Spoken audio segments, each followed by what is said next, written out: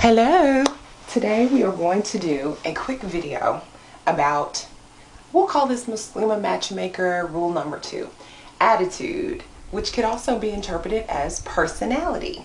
Now, I have heard some complaints. A lot of this is coming from research. Now, I'm not in any ways an expert.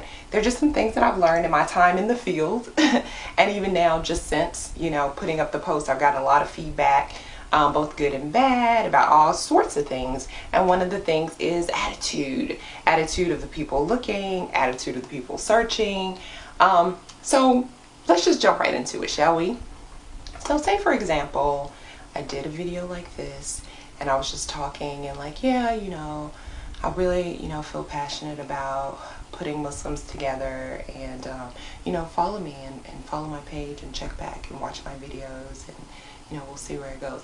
Like, nobody would want to watch that, let alone sit at a dinner and have a conversation with that. But it amazes me the way people don't get that. Now, I'm not saying to be fake. I'm just saying put on your best version of yourself. Like, I know there was a sister who was posting, I hope she doesn't mind me sharing, about wanting to get like some public speaking to kind of get out of the shyness. And I'm like, what are you talking about? Online, you put all kinds of stuff, online posts, you check people, like you're very like bold and courageous and all these things. And she's like, that's social media, that's different. So I believe that we all have it in us. We have an inner, adventurer, or, what have you. It's just kind of like we need it coaxed out of us sometimes. Sometimes we need to kind of just be in the right type of setting, a setting that we feel comfortable in. So step out of your comfort zone. That's probably Muslima Matchmaker rule number 3, really.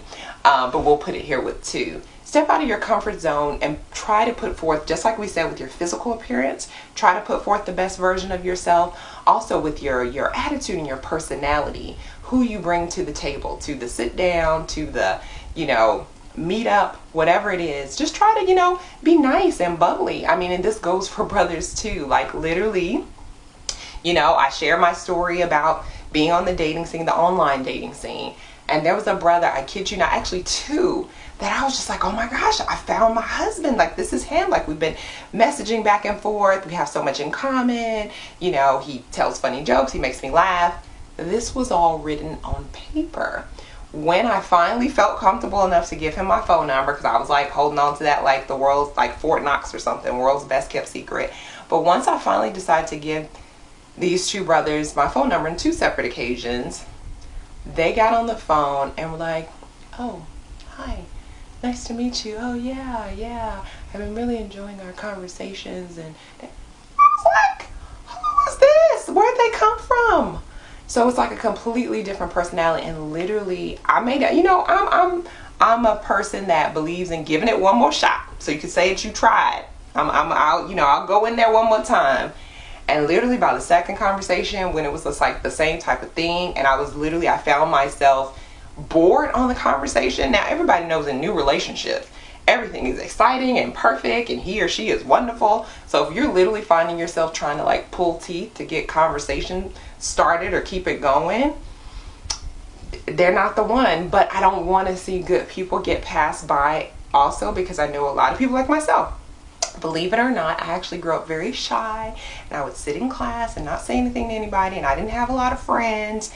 So I know that it's possible to bring it out if you have it inside of you. So that's one of the things that I want you to be very cognizant about. Don't get on the phone with people and just be nonchalant and trying to play it cool, or not trying to seem desperate. Put forth your best personality in whatever way you can without seeming desperate. Just be fun or funny or tell jokes.